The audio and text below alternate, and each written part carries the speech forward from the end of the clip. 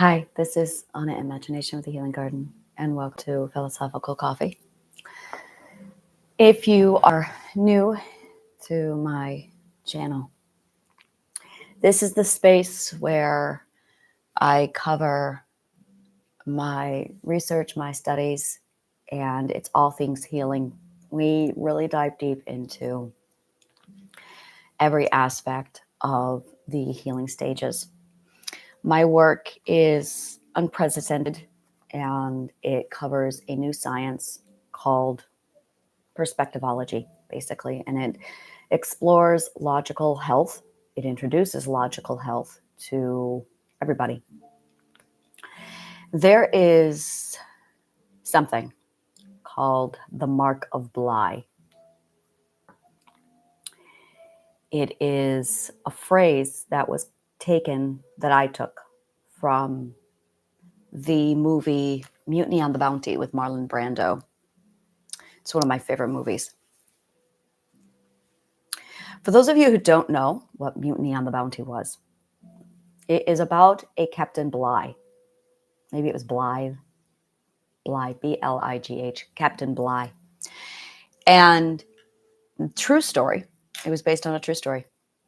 It is about a captain who was charged with going to a foreign country in the 1700s and collecting a number of plants that would be used for medicinal purposes, and then taken to England for science and medicine. The botanist they took with them made it clear that some of the plants would die on the voyage, and that he did, in fact, take that into account when they collected water and when they collected provisions on the island. Nevertheless, Captain Bligh made the decision to prioritize the plants over his crew. He was so cruel to his crew that about an hour into the film, they mutinied. And they threw him off the ship. They put him in a boat with his loyal subjects, and they sent him off. Captain Bligh survived. But the crew ended up with something that, at the very end of the film, Marlon Brando refers to as the mark of Bligh.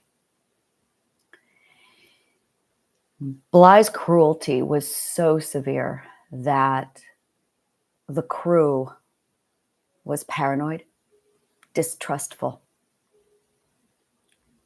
traumatized, triggered, fearful, panicked. And it became so severe that they ended up killing each other. So severe that they ended up killing Marlon Brando's character.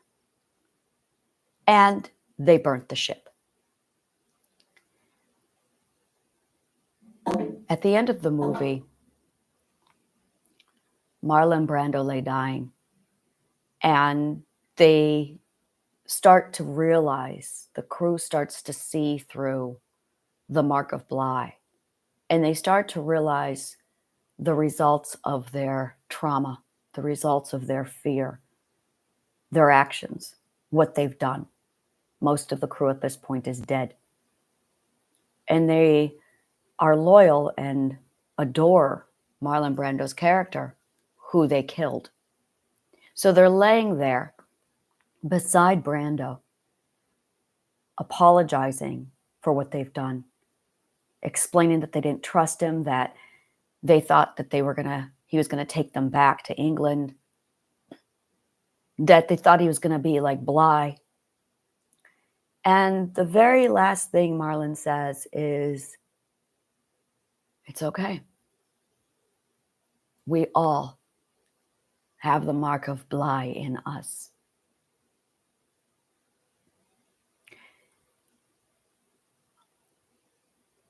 When I first met my partner, about 2 weeks in, we went to a party and somebody asked what my superpowers were. It was a generic question that everyone was asked when they entered the group. What were your superpowers? And I had my partner answer for me to see what he would come up with.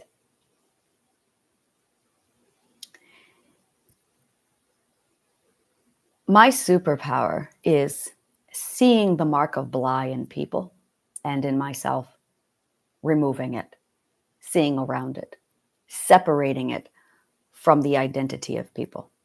This is what I can do. This is like my gift. I can see very clearly when someone is acting out of the mark of Bligh and when they are not. And I can reach so very clearly into me and just pull it out. I know exactly what causes it, all of it. I can see the mark of Bligh so clearly.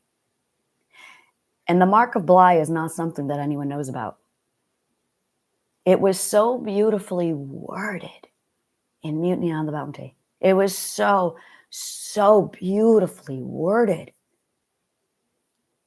We all carry the mark of Bligh.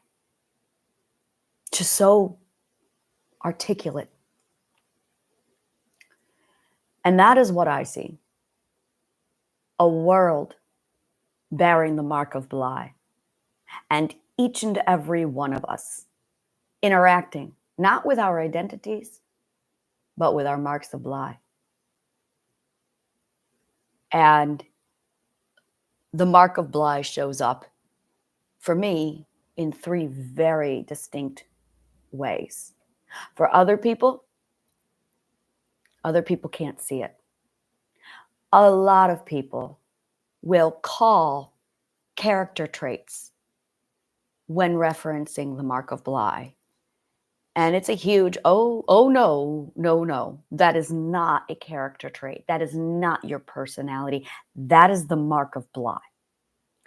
And this is really where identity struggles, because a person has their identity and the mark of Bligh. And they can't tell the difference. They don't know who they are. What they think is their personality, like introversion. Introversion is a mark of Bligh. In almost every situation, an introverted personality is not a personality at all. It is the mark of Bligh. Because when you get around the right people, you're an extrovert. That isn't introversion, extroversion. That's trauma. That is exactly the mark of Bligh. And there's more. It carries on. There are so many different elements. And because I know all of the mark of Bligh, I was able to sit down with myself and go, okay, is this who I am? Where am I? And what parts of me do I need to remove? And what parts of me do I need to leave alone? And I went a while ago, if I could just describe this thing to people. And I finally figured out how. Objectiveness is a huge part of identity. Objectiveness is the core of any identity, any and all, every single one of you. Objectiveness. The mark of Bligh removes objectiveness. And we're going to start there, because objectiveness is the very first thing you lose when you have the mark of Bligh. And you know that when you are cured, you are objective once again. It is extraordinary. Objectiveness is the core, the metric, the big target and bullseye in healing. You can tell how much healing you have and how much you don't have, all based off of objectiveness. And I realized, because we're mirrors, that in order to have this beautiful metric, this beautiful 0 point with which to measure, because being able to measure and literally take your measurement or your temperature to determine how much you're off from your true self versus, is this the mark of Bligh? And I remember when I started my own therapy and my own healing, I had no idea what the journey was, what the destination was. I had no idea what the end product was. And that is a huge, huge part to trauma healing, is the end, being able to understand the end result. And it wasn't until I was 6 weeks into my therapy, which this is something most people don't get. I was very fortuitous, is a therapist, not even mine, painted this beautiful vision for me of the future. And I was able to go, oh, I can see my destination. So to be able to see your destination, be able to imagine who you are at the end of all of this, gives you a heading, it gives you a goal. And it is easily the core of healing. That without this, you're not going to heal. That is how confident I am that this is solid about being required for healing. That to not have this is to literally drift around in a ship at sea without having any clue where you're going. You're never going to get to your destination if you don't know what your destination is. You are never going to get to where you are going if you don't know where you are going. So this is where you are going. You are removing the mark of Bligh. You are separating the mark of Bligh from your personality completely. So that when you are done, you are 100% objective, constantly. You are looking for your knowing,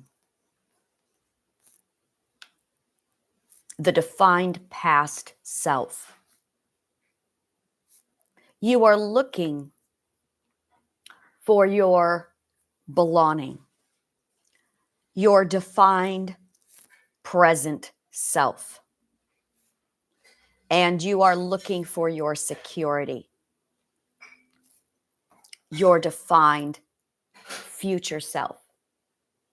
And your defined future self is who you are without Bligh. The belonging is your authority. The knowing is your autonomy. And these are the three elements that give this back to you. It is the process of removing the mark of Bligh from you. So to understand what the mark of Bligh looks like, it is your internalization. It is your projection.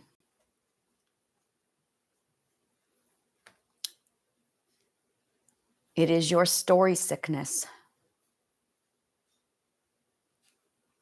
It is the fear, the insecurity, and the paranoia. It is the constantly feeling threatened. It is the raised guard and always looking over your shoulder. It is the rushing that you do, the constant having to move fast. It is the constant whispering and speaking low. It is the thousands of times you stay silent and you don't speak up. It's the always overthinking about other people's feelings at the detriment of yours.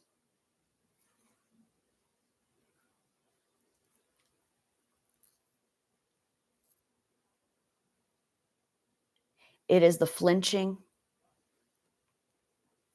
the cowering, the shutdown, the pain, the crying with no reason.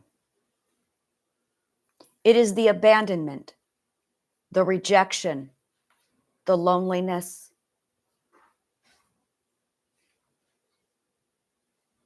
It is the desperation, the scarcity, the hoarding, the bitterness, the resentment, the aggression. This is a very small list of the mark of Bligh. And when you remove all of this, what you have instead is defined self, autonomy. You have your authority and your power of choice and consent in all things. It is your security, which results in confidence. It is the constant indulgence in joy. It is the calm, the deep internal calm, that if someone were to flash a light inside of you, every part would just glow with sunshine and warmth. There would be no shadow. There would be no darkness. There would be no black hole within. There would be no uncertainty or confusion. You would know yourself so well that you know self-salvation.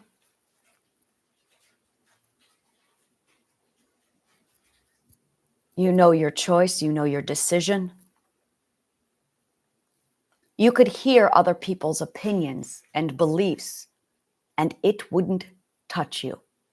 That is objectivity. The ability to remove yourself so completely from the opinions of others that to just hear their opinion would not affect you at all. Objective, with the word, to be objective. I want to say that objective is far different than saying objectify or objectivity. So I'm just going to say to be objective. To be objective is to stand so solid in your knowing. And this all comes from security. I'm going to tell you right now, this all comes from security. To be objective is to have that much security about your future. And once you get security, the mark of Bligh just walks away. It just drops. Without you even doing any of the trauma work, it just drops. It's extraordinary. I had one trauma that I was like, I'm not going to touch it because it required exposure therapy to torture. I would have to subject myself to witnessing torture to get over it. And I'm like, no, that's not going to be healthy. I'm supposed to be upset and distressed when I see torture. I'm not going to try and get that out of my system. So I decided to not. I really decided to just, you know what, I'm not going to touch my problem with torture. I accepted that when I watch movies, I am just not going to be able to watch torture scenes, which are not going to be good for me anyway. I was watching Stranger Things the other day, and there was a torture scene, and I felt nothing. There was no trigger. I knew that it was an actor playing out a role. And I never lost myself. I never crossed over. That happened not because I did any trauma work on that. It happened because I had found my security.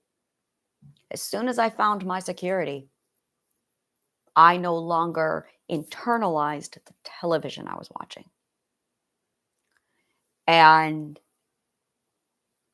this is a phenomenal way to measure this. Television is a phenomenal way to measure it because when we use words in our society like empathy, like empath, and that is literally talking about to be objective and internalizing and projecting.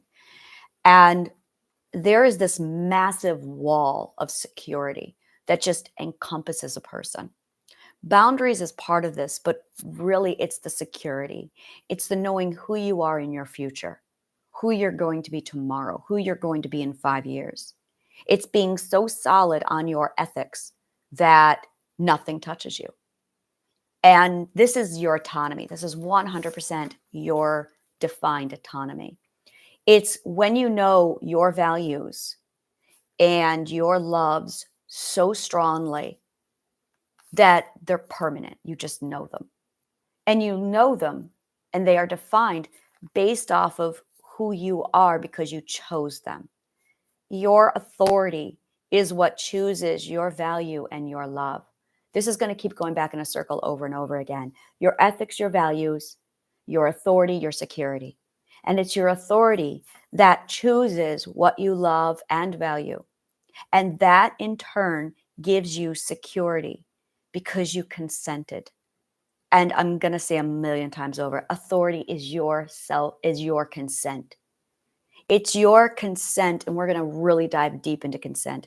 It's your consent over who educates you and when. It is your consent over what information is going to be uploaded into your data. It is your consent over where you go and when you go. And not because of fear, not because of money, not because of someone else's demands or schedules, but because of your choice. And the more you realize and recognize your consent, the more you enforce your power of choice, the more authority you have. The more authority you have, the more you can choose who and what you love and value.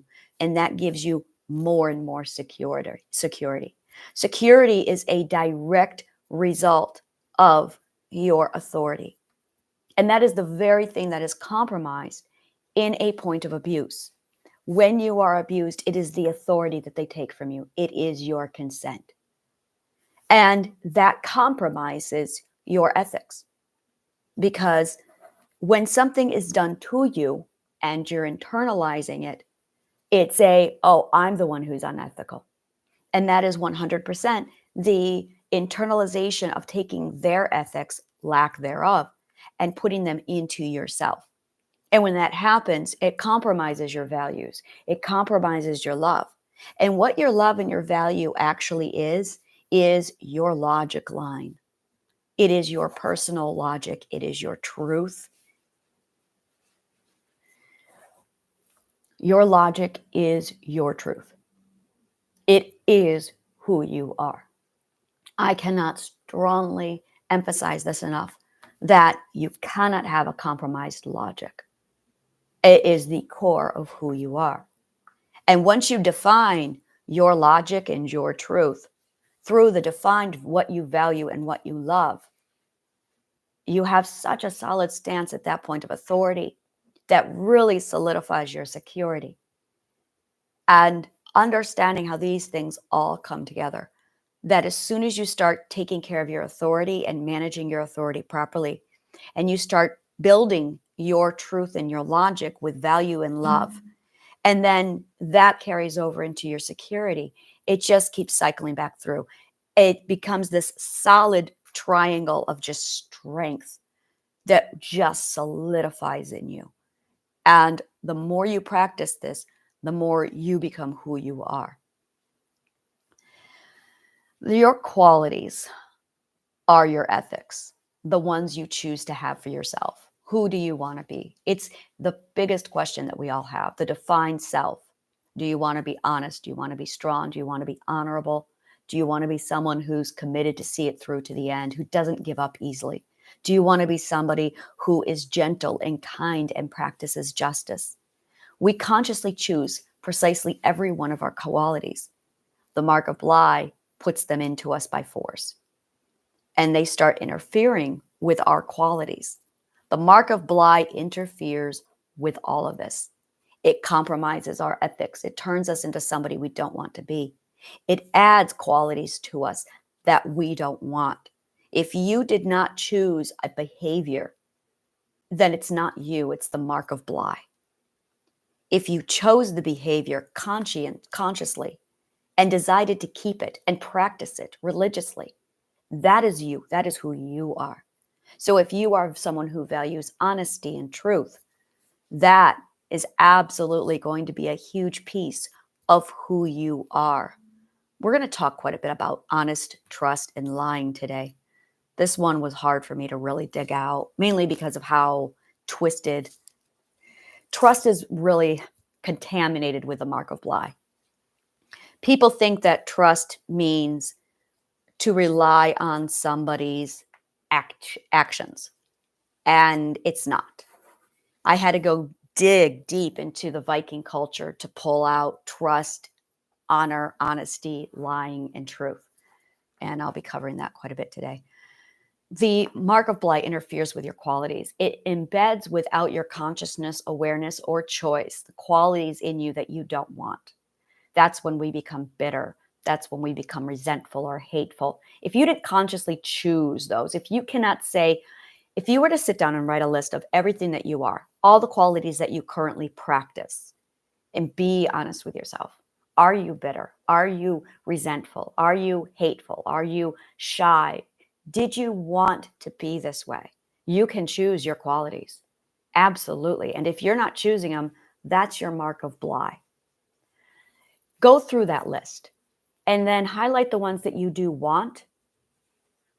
Choose them. Like if you notice you're honest, is that something valuable to you? Is that something you value? Is that something you want to keep? Highlight it. Say, yes, this is it. Give yourself a reason why. Why do you value honesty? Why do you value being somebody who can help other people? To know why is a big deal. Highlight the ones that you do choose that you do want. And then look at the qualities you don't want. The qualities you don't want are 100% a direct result of the mark of Bligh. They are in you. They are being practiced because of your abuse. Then write the qualities that you don't have that you do wish you did have.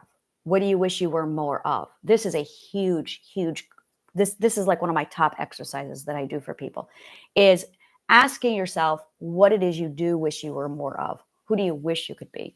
For me, I wanted to be more kind and gentle. Those were my two things. I really wish I was more kind and gentle. It's something I work every day to become more and more of. I want to be more kind. I want to be more gentle. I want to be more understanding with people. I don't even know the word. And this is one of the reasons why I struggle with it, is it's the opposite of condescending. And I don't have this word yet. I've been trying to find it. And it's allowance, I think is the word. It's compassionate allowance. I think that's what I'm trying to say. So this is a quality that I have chosen that I want so badly, is to learn this quality. So every day that I interact with anybody, including you, I step back and I evaluate.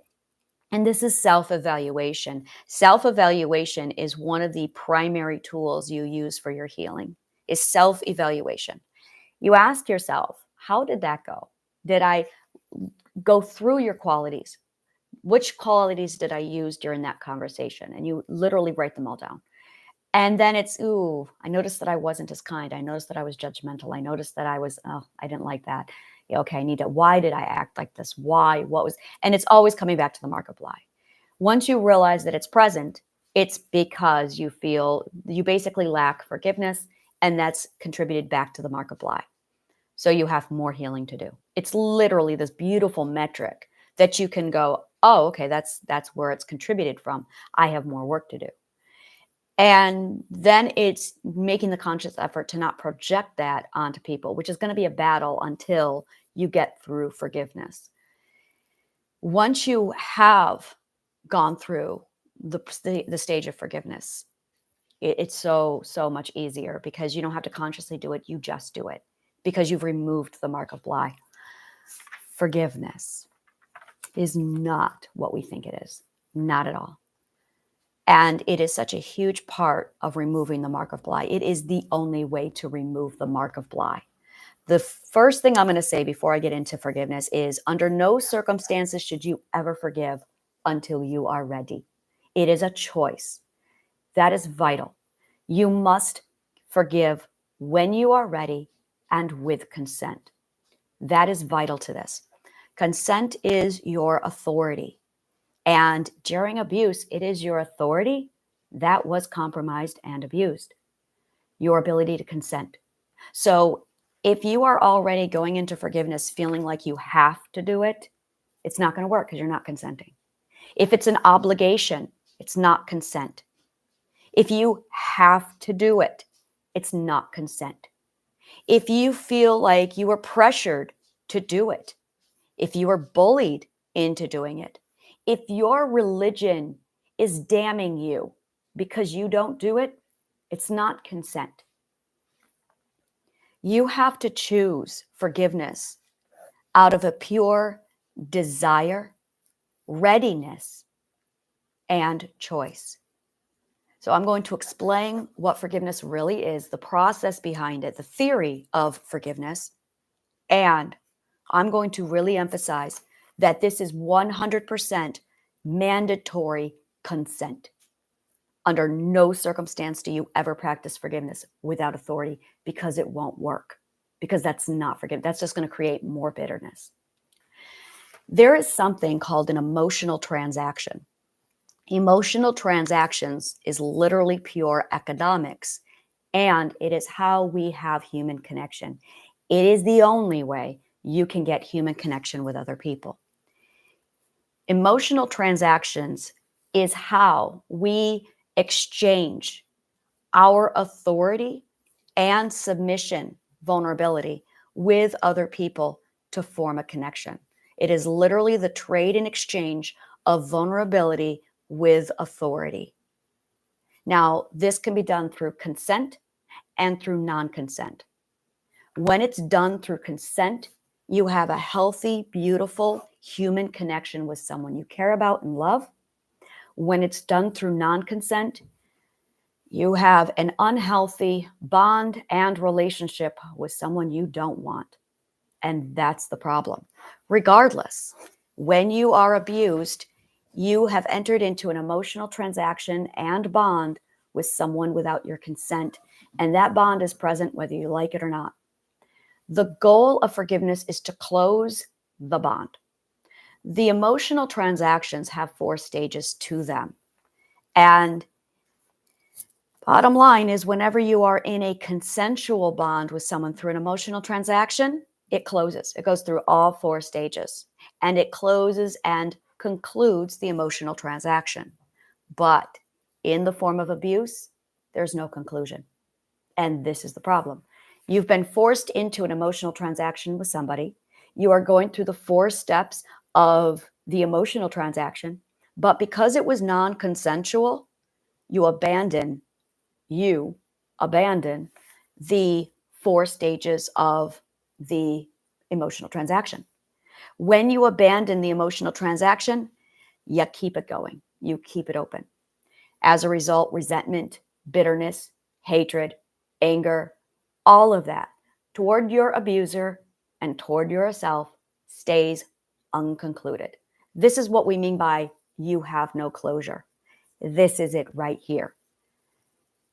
To not have closure means you are literally stuck in the middle of an incomplete emotional transaction. This is how you go through the transactions, both with and without consent, and how to close both of them. In a healthy, consensual emotional transaction, it is the process of gifting, receiving, gratitude, and openness. Gifting is when the individual chooses to give vulnerability to a receiver. They are literally surrendering by choice their authority to no longer be at the advantage. And they are passing their vulnerability as a gift over to the receiver. The receiver has a choice. They can give, they can receive, they can reject, or they can ignore. All 3 of those, it's called the bids for connection in the Gottman Institute. All 3 of those is an option that we have every single time, no matter how big or how small the emotional transaction is. Every time we engage with another person, we enter into this transaction. The receiver takes, accepts, and once that happens, they usually give the word back, thank you. It could be a smile. It's basically gratitude or a showing of an appreciation back to the individual. And then we have stage 4, where the giver says, "You're welcome," or they smile back. It's basically an invitation to come again, exchange with me again. And when that closes the emotional transaction, there is a feeling of invitation to return. Now, in the case of abuse, what's being done is the vulnerability is being forced every time. It is forced vulnerability. The authority is not being surrendered, it's being stolen. And that's the problem right there. Bottom line, every abuser has stolen your authority. Period. Drop mic. This is the end. This is it. Your authority was taken from you. You think it was taken from you. What's really going on is there are psychological fruits, and the abuser is trying to get the psychological fruits, but they don't trust that they can get these fruits any other way. They have trust issues. And that is the only reason why anyone abuses, is they don't trust that they can get the psychological fruits any other way. They are convinced that they have to bully and force other people to give them the psychological fruit. Psychological fruit can be love, sex, control, power, money. Bottom line. Acceptance, belonging. These are psychological fruits. And they are convinced that no one will give those things to them. So they bypass the giving process and they take. They steal, they rob, they rape. This is actually the full raping process. Rape means to violate self-authority. Yeah, to violate consent. So as a result, they steal vulnerability. They force vulnerability by stealing your authority. As a result, it puts the person who's been stolen from their vulnerability, forced into vulnerability, into a position of submission, forced, non-consensual disadvantage. Once they are in a forced position of disadvantage in submission, this is where the abused literally abandons the transactions. Whether it's they shut down, the abuse continues, and they remain in this permanent position of submission and vulnerability. They are at the disadvantage. Now, you can break up with somebody. It could be that one-time event, the person leaves, and you're left with the trauma and the abuse. It could be of so many different variations. It could be repeated offenses from a parent where you are forever positioned and forced into a position of submission, and it just keeps growing and growing and being a problem over and over again. So the question comes down to, how do you get over this? We hear this so many times. What needs to happen is you need to close the emotional transaction that's been started. To do this, you have to take back your authority. To take back your authority, there is one thing you can do that's very, very clever. This transaction depicts an abuser who is in a position of student, or this is where you really need to know where authority and power goes. Authority is actually with the submissive.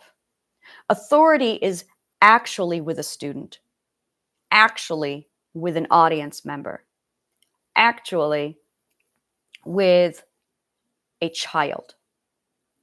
It is not with the actor, the teacher, the parent, and with a dominatrix. These are not the people who have the authority. These are the people who have been gifted the authority. These are the people who actually have the authority and the power. So when you are into a position of being a forced submissive, to take back the power, you need to turn your abuser into a teacher. By turning the abuser into a teacher, you actually put them into a position of submission, and you get your authority back. It's going to sound really backwards and weird because of the way our society is, but believe me, this is psychology. This is work. It's really, really amazing. By putting the person into a position of teacher, you now are in control as a student because you choose your teachers. You get to fire your teachers. You get to look at your college and decide who's going to have the luxury of teaching you. You have choice. And this choice, you get to choose if you do the homework. You get to choose if you attend class. You get to say, you know what? This person's abusive and I'm going to drop this class. This is all power and authority. It's in our society, teachers think they're the ones in control. They think they're the ones who have authority. They're bullies. They are people with authority who step into a position, and most of them do lord their position over the students. There's a lot of dirty psychology happening there, and I won't get into it right now. But that is what gives us the illusion that, oh, the teacher's in control. No. What's really happening in that situation is non-consensual education because we force our children into schools. That's not consent. That's not power. That's bullying and rape. And it causes trauma, which a lot of us have. A lot of us associate education with trauma, which is why most of us don't learn, which is why people who are in the first to through fourth perspective hate education, is because they were forced to learn. So as a result, they reject learning because of the trauma association. Teachers are not authoritative. They don't have power. Yes, I have my YouTube video here. Yes, I give my classes. You get to choose to come to me. I can't force you here. You have all the power. You can turn me off in a heartbeat. I have no power. Like, this is a gift I can give to people, but the control, the consent is all on you. Every time you watch television, you've got that remote in your hand. You have the power to turn that TV off. TV studios and production studios will throw so much garbage at you. Oh, you need to watch our stuff. You need to watch our stuff. And they'll ram it down your throat. But you ultimately get to decide which studio are you going to go see? Which movie are you going to purchase? Which one are you going to allow into your brain? That is authority. That is your choice. You are exercising it every time you choose where to put your attention and your time. Your attention and your time is absolutely what you have control over. That is your authority. So when you have an abuser and you're stuck in this process, this emotional transaction of what they did to you, turn them into a teacher and become their student, because now you have power. All right, that asshole did this to me. All right, fine. Now you're going to become my teacher. Now I'm going to get something from you. I'm going to take something from you. You're going to teach me. I'm going to take information from you so I learn from this. When you do that, you immediately gain power. And you do it, and you don't have to talk to them. This is just between you and your power and authority. When you do this, you are choosing to no longer look at them as an abuser, but you are choosing to look at them as a lesson to be learned, as somebody who can really teach you and guide you through this problem. And here is the really ugly truth of every abuser. They are your future self. They abused you because you presently, at that moment of abuse, reminded them of their past self. And that's why you were abused, because you have a connection, because you are literally their mirror of who they used to be. And that's really bitter and ugly and true. They abused you because you were who they used to be, which means your abuser is who you could be if you don't forgive, because they chose the path of no forgiveness. And look what they've become. When you understand this, suddenly it's a massive choice of, if I don't forgive, then that is a very possible road for me, because that is why they abused you. And suddenly it's I can choose better. And to choose better, it's turning your abuser into a teacher, because they are your future self. Choose different, choose better. When you do that, you close the transaction. As soon as you make the choice not to engage with them again, not to open invitation to them again. What you are choosing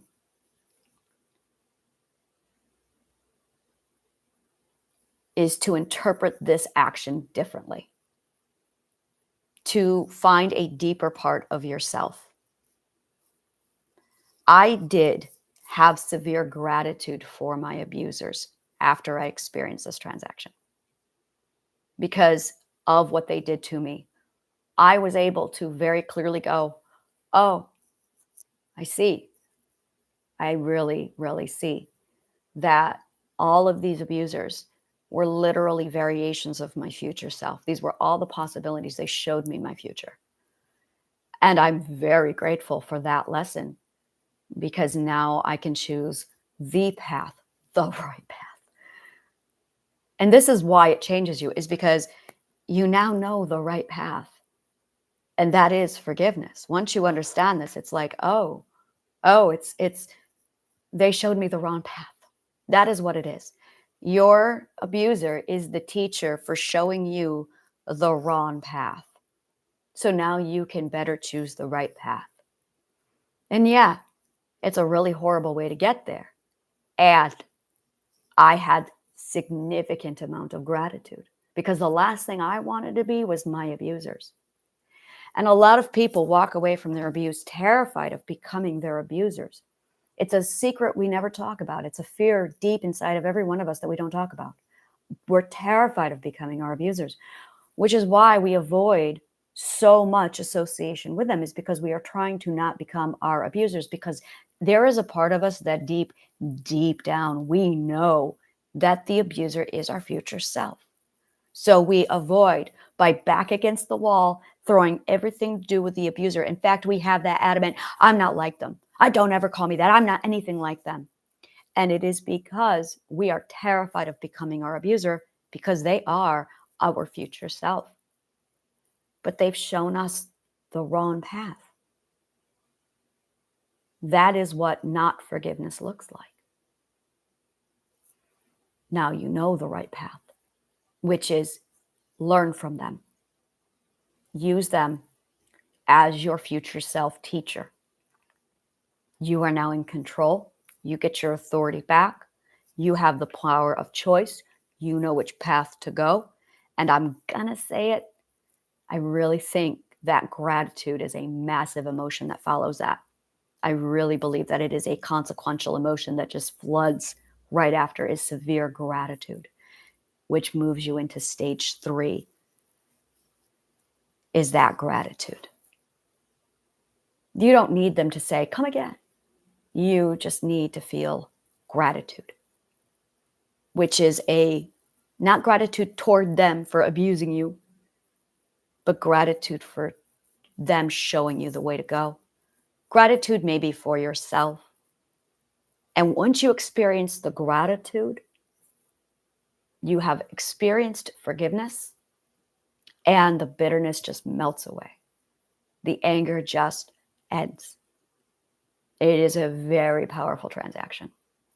And now you have closure. Now you can forget. There's a lot of people out there who are like, oh, I'll forgive, but I won't forget. Oh, well, honey, that's not forgiveness. That's not forgiveness at all. If you can't forget, if you're going to hold a grudge, that's not forgiveness. You never did forgive. You are lying to yourself. Or you don't know what forgiveness is, because forgiveness is abandoning the grudge. It is releasing all of it. And it's really, when this occurs with every one of your, I didn't have to go through every one of my abusers with this. It was an overall one massive event. It was at the end of my healing. And it was just this, it was right after I got rid of my narcissism. I got rid of my narcissism first. And then I discovered this, and I just had a moment of, oh, they are my future self. And I did it with all of my abusers in one go. And I did not have to relive every one of my traumas. I just had to acknowledge and think about each and every one of my abusers. I thought about what my father did to me, what my brother did, what my 4 owners did to me, what my current partner, how he has hurt me. all of them. And I just went, oh, the church, the Christian church was part of this instantly. And I just went, oh, the government, what they did to me, what they recently did to my daughter. Suddenly it was like oh, no, I am still a little bit angry about what they did to my daughter. That's like yesterday's news, quite literally. So that's a little fresh. I'll take care of that later. But it was one massive go of just, oh, I understand. And it's just this beautiful warmth. It was an instant release of all of it. It was not tedious. It was just understanding this formula and then being able to just digest it as a student.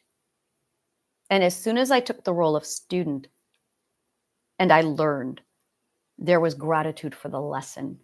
That's really what I needed to say. It was gratitude for the lesson. Oh my God, was it? And I have not, with the exception of my daughter and the abuse that I witnessed literally yesterday from her, I have not felt anger, anything since. It's been wonderful internal peace. This is what they mean by internal peace. It's extraordinary.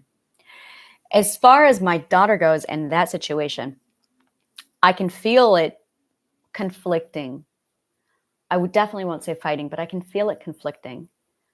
It's not resentment toward the teachers, of course not. It's definitely not resentment toward the district or the office, the people.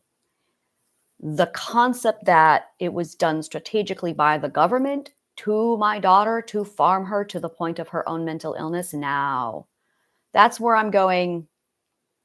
But I know this, and I've removed her from the situation. And now I'm already seeing her I'm seeing the results of her being removed from a slave system.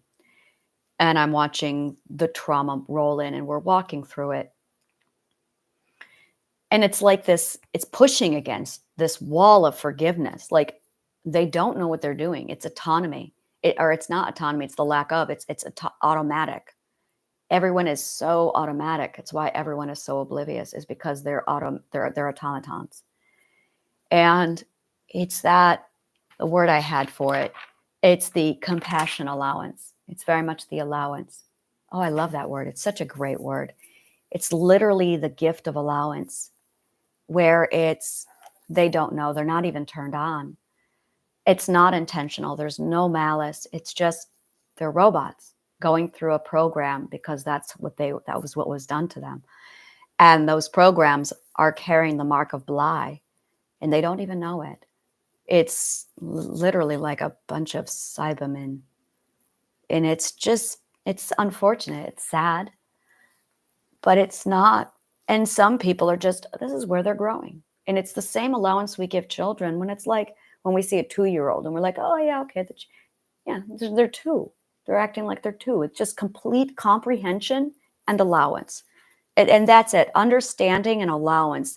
Those two emotions, when they combine, they create another emotion. And I don't have a word for this combined emotion, but it's very much understanding and allowance.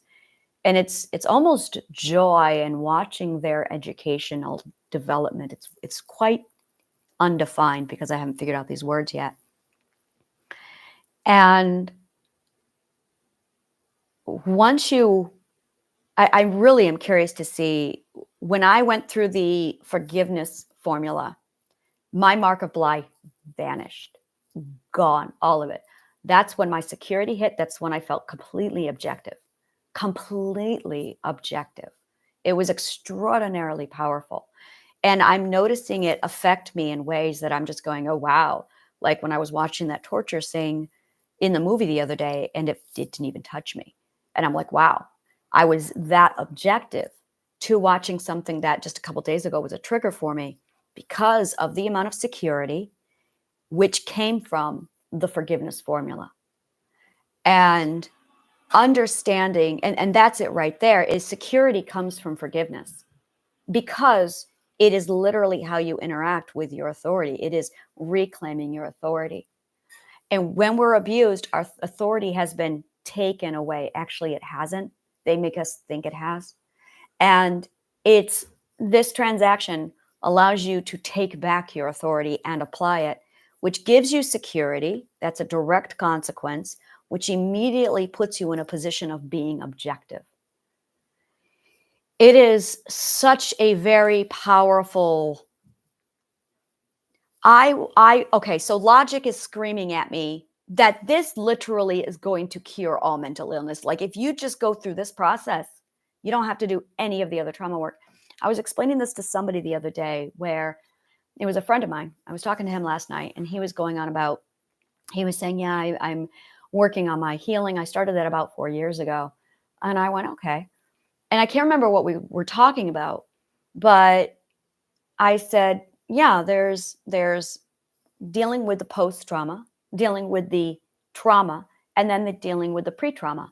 And I said, I only go with the pre-trauma. And he goes, what's pre-trauma? And I said, oh, there's a whole lot of the psychology of what happens prior to the trauma that actually causes the trauma. The trauma is a consequence, it's a symptom. And the post-trauma, that's all of your symptoms, all the mental, that's consequential. What really needs to be addressed is the pre-trauma. To dissect the pre-trauma and to address the pre-trauma, that's where healing happens. But no one knows about pre-trauma. And to really dissect into pre-trauma, oh, that's the gold. That is the gold. And that's all of my work is just pre-trauma. Because the trauma is a consequence, 100% a consequence. It shouldn't be called traumatization. It should be called prep, because that's it, is you are prepared for abuse. Trauma just means the rewiring of the subconscious mind. But the question needs to be asked, why is your subconscious mind so susceptible to being rewired? It's because preparations were made to do so. So that when you are subjected to X, let's say subjected to X. Now, being subjected to X can go one of two ways. If you are fine, nothing's going to happen. But if you are prepared and conditioned, subjected to X is going to turn into abuse, which will turn into trauma, which will lead to PTSD and mental illnesses. The question is, what is happening that changes subjected to X so that it's either nothing or abuse? And that is the preparation. Pre-trauma is where the damage is actually done. And what that is we're back to it again, your authority was compromised. Your authority was compromised. When you compromise someone's authority, you open them up to being abused. You open them up to subjected to X. If your authority is not compromised, you can be subjected to X all day long and nothing's going to happen. I was able to test this theory back in May when I was raped. I had my authority well established and I was raped.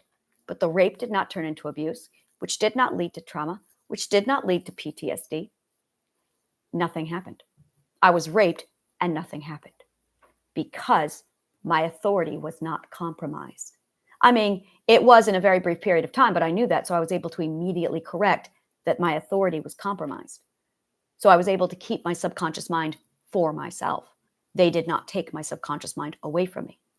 So when you understand the preparations before the trauma and actually address that, the rest of it is non-consequential. It's nothing.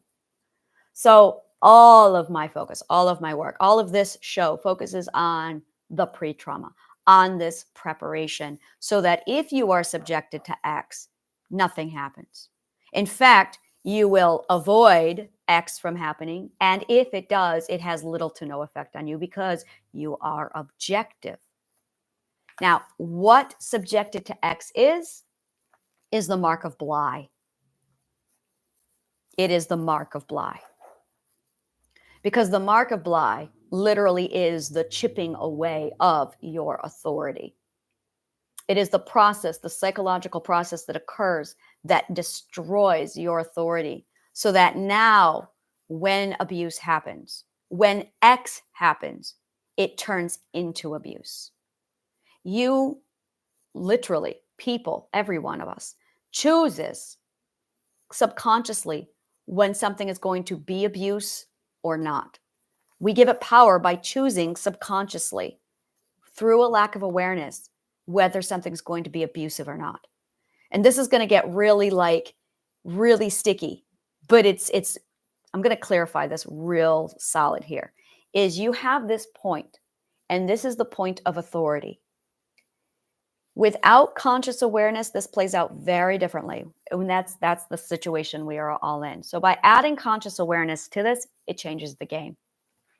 This point of authority is the moment where we decide who is going to do what to us and when, and if we are going to allow it. And if it does happen, what are we going to learn from it? That is vital, what we choose to learn from it. So here's the crux. You've got this fork in the road. Learn or victim. Bottom line. If you look at a situation and you don't learn from it, it's literally putting you over into the victim. Now it's abuse. Now it's trauma. But if you learn from it, you keep your authority 100%. It never gets taken away. You walk in, you've got your authority. Something happens to you. Learn from it, become a student, and you keep your authority every time. No one can touch you. This is what I did to survive my trauma. This is it right here. This is how I was able to endure years of trauma without a problem. Literally without a problem, with the exception of one particular event that really fucked me up. The authority, it's a learn from it. And if you don't learn, it turns you into a victim and it takes you down the road of abuse. Literally education. Like this is solid right here. It's the authority, because that's what they're targeting. That's what they're going for. And if you choose to be a student and learn, they don't touch your authority because you're the student. Once you say, I'm going to be a student, I'm going to learn, you have no power over me because I just made you my teacher, you little bitch. It is literally putting them in a power of disadvantage by saying, I'm going to learn from you. And how it works is like this. You have somebody who comes along and they treat you like shit. Well, you're someone who's not going to get access to me anymore. You have learned to use a boundary. You have learned to deny access. You go to a party, you have a miserable time. Somebody there throws their drink at you. Well, this is a shitty party, and I've decided to learn a lesson to not subject myself to these people anymore. There's a lot of people who don't do that, who actually keep going back. And as a result, they've put themselves in a position of submission. And it's all done subconsciously. They're not aware of it. This is where it's automatic. Where we run into problems is with our parents, because our parents have a natural authority over us with a nature's law that states they're going to love and protect you. But when your parents are the abusers, when they are name calling you and they're speaking language to you that is abusive without them even knowing it, that's where it gets really, really difficult, because you don't want to compromise the parent. And this is where I had the added advantage of, I knew my mom was not in a position of authority at a very young age. The way my mom is, we all knew mom is not authority. My father tried to be, but it was something just logical that clicked with all of my siblings. Well, with my brother, my older brother and I, where we all went, okay, so mom and dad are not the authority here. And honestly, if this would be fantastic, and a lot of parents are not going to like this, but parents need to teach their children that the parents do not have authority. That's it right there, because they don't. A person has authority. And it's the concept of I have the authority. That right there is where the abuse happens. The discussion, I have authority. When a child is told that somebody else has authority, a lot has taken place in those little words. Oh my God. It comes down to, do you let the 3-year-old run in the road? That's not authority. That is not authority. That is boundaries. That is boundaries. That's not authority. I'm going to say it over and over again. That is not boundary, or that is boundary. It's not authority. We have confused boundary with authority, and it's causing all of these problems. A parent gives a boundary. They do not give authority. A parent is the child's boundary. It's not authority. The child chooses to run in the road. That's authority. The child tries to run in the road. That's authority. The parent puts a boundary to keep the child safe. That's a boundary. The child decides not to wear a coat in 20-degree weather. That's authority. The parent forcing the child to wear a coat is a violation. The parent holding the coat and walking outside with the child while Mother Nature teaches your child a lesson, that is how it's supposed to go. And then when the child says, never mind, I was wrong, I need my coat. Okay. This is what we call gentle or compassionate humility. Compassionate humility, compassionate humbleness. I really hate the word humble and humility. And there needs to be a better word for these. But for now, we're going to do this. Compassionate humbleness. Your child needs to eat humble pie. Every child must eat humble pie. It is abusive to mock, ridicule, scold a child who has to eat humble pie. Proper authority, proper confidence will show compassion and gentleness when your child has to eat humble pie. Unfortunately, that does not happen a lot. And as a result, humility and humbleness are really the wrong words here. This is not the right word for this. Your child learns a different lesson. When they are confronted with hostility during, vulnerability. That's the word, it's vulnerability. It's not humbleness, it's vulnerability. There it is. There it is. Oh, I knew those words were wrong. It's compassionate vulnerability. When your child realizes they are wrong, it is not humility, it is vulnerability that your child is experiencing. Feeling the sensation of, oh, I was wrong, is not humility. It is not humbleness. It is vulnerability. Oh, vulnerability there's a lot of confusion going on about it. There's a lot of misunderstanding. And as a result, a lot of people don't understand vulnerability. It's ignored, it's shunned, people are terrified of it. They think it's weakness. Vulnerability is strength. It is the strongest thing there is. Now, your child goes out. I don't want my coat. I don't want my coat. Oh, okay. All right. You hold your coat, the child's coat. You go outside. The child is outside. There's no gloves. They're not wearing a hat. They're just like, yeah, that's right. And your child realizes that they made a mistake. And they go, okay, maybe I want my coat. I do want my coat. This is vulnerability. It is the ability to say, I am exposed. My poor decision is being thrown out for everybody to see. Yes, I made a mistake. When you do that, you are so vulnerable because your mistake is wide open and apparent for all. When a person is abused at this point, this is what breaks, this is what destroys authority. This is that, well, it's what I call the abuser's door. This is the abuser's door.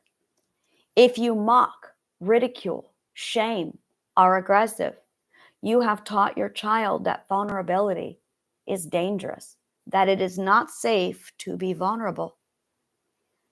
Vulnerability is making mistakes. It is openness. It's exposure. It is transparency. It's honest. And when you throw all of that out there, when you put all of that out in the forefront, you have a choice. You can either handle that with significant great care, or you can take that advantage to kick the dog when it's down. And that's what a lot of us do, is we kick the dog when it's down. We say things like, well, I told you. What did I say? This is kicking the dog when it's down. You don't have to do anything. What the child needs at this point is gentle compassion, because they're vulnerable. When we abuse people who are in this position, it teaches them not to trust, because this right here is the crux. This is where trust is learned. You learn trust when you can be exposed and vulnerable with someone, and you know they're going to handle you well. But if you're not handling them well, then why would they open up? This is really it. Now, when you go through your own healing, it's a lot of taking that vulnerability and being gentle with it. It's allowing yourself to be open with yourself. It's forgiving yourself. It's allowing. It's the allowance. So many times over and over again, it is the allowance. And the more you allow for this, the more you open up, the more you invite people in, the more you trust. And it all starts with you being vulnerable with yourself. Being vulnerable with yourself is a huge, it's all of it. It's all of it.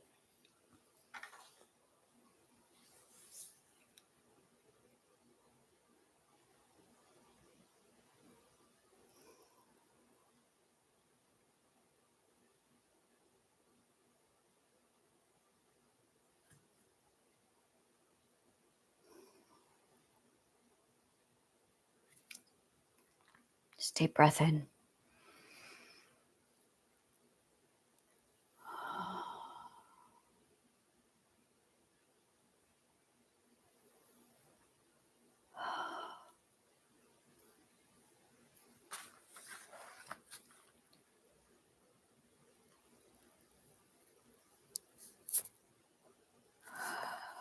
Deep breath in.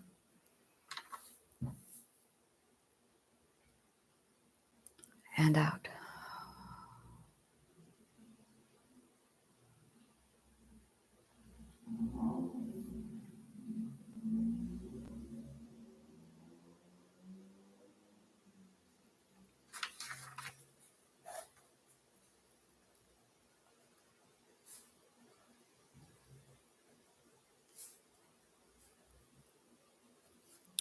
There's a desperation that people feel when they run into healing. It's a starvation of relief, needing relief. And I watched my daughter do it, and there's like a whole, I call it an intake, that's your onboarding. And it's get yourself a genie bottle. All of this is available over on my website on itshealinggarden.org. There's a slideshow, and you can click on your healing exercises. And that will walk you through the onboarding, the intake, building up your genie bottle. And yeah. If you want the full guidebook and the full walkthrough, I have that available for a select people. And then I have my healing event that's coming up at the end of January. We're doing a full masterclass where I'm walking through all of it.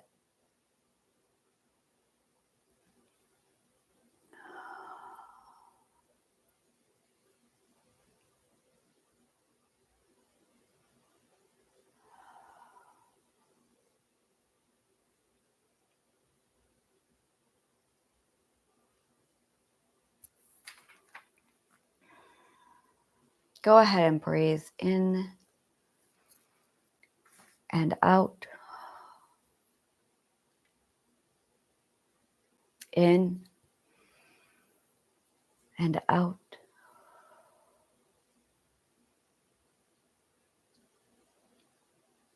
In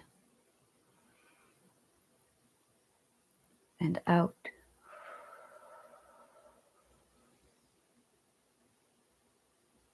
In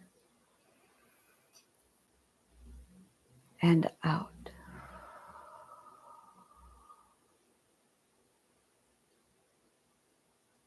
In and out.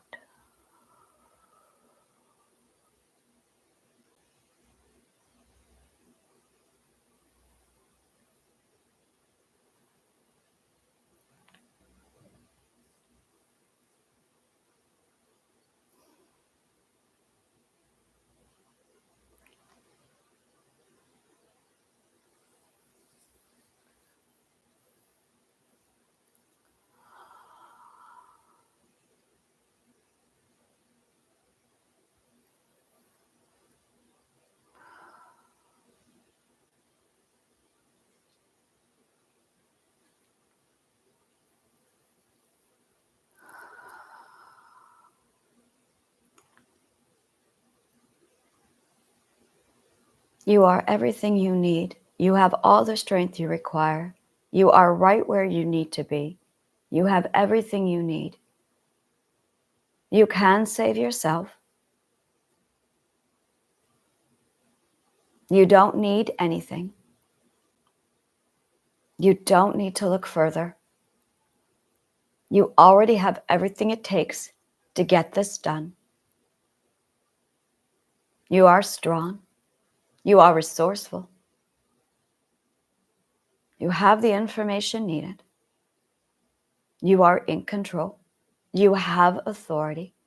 You have your defined self. You are safe. You are free.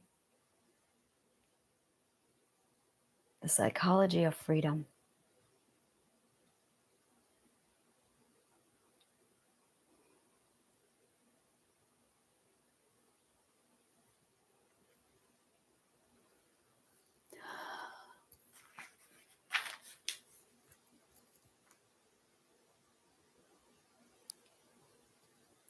Safety. Freedom.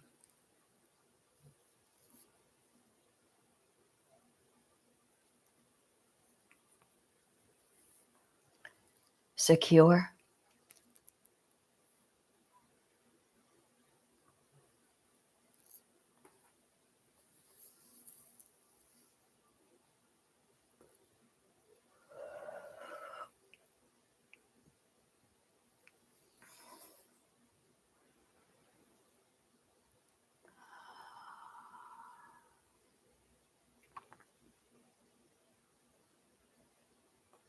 Deep breath in.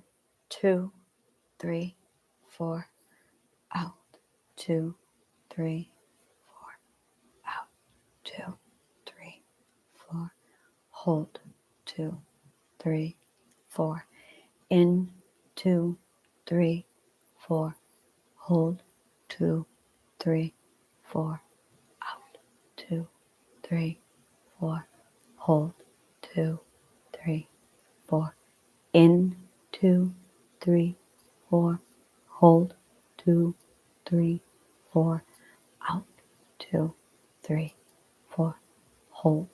2, 3, 4. In.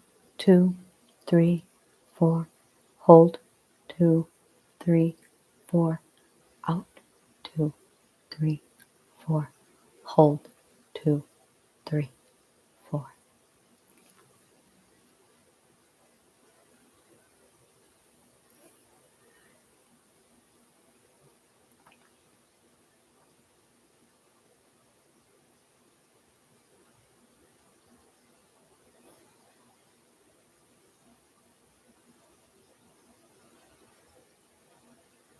Deep breath in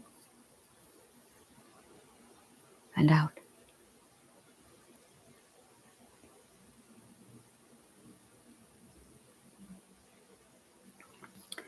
Once I have the funding and the tech up, one of the things I'm going to be doing is literally like a whole, it's going to go to screen and it'll be like a whole thing where it walks you through the healing exercises.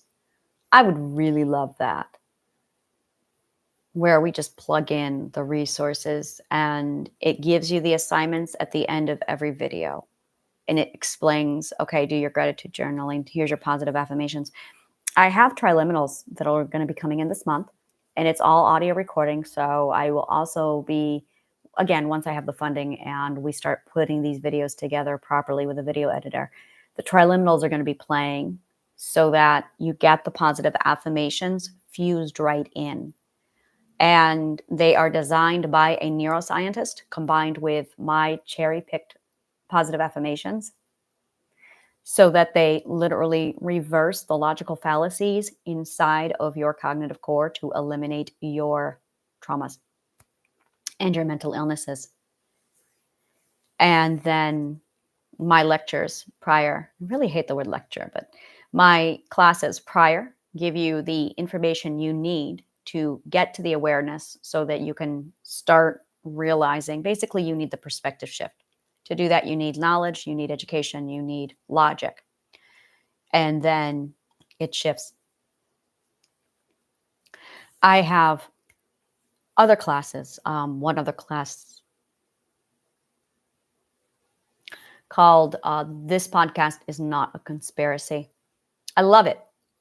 And it's where I get more into my controversial. Oh, no, it's 100% my controversial side. Today on that, I'm going to be talking about education and how the school systems have been used to train our children to be farm animals. Yeah, that's right. And I'm also going to be talking on, I really want to get into manifesting for your health. Instead of using manifestation for money, it's manifestation for your health. Instead of using manifestation to get psychological fruit. And that's it. I really want to dive deeper into that, into using manifestation, not to get psychological fruit, but to get actual healing done.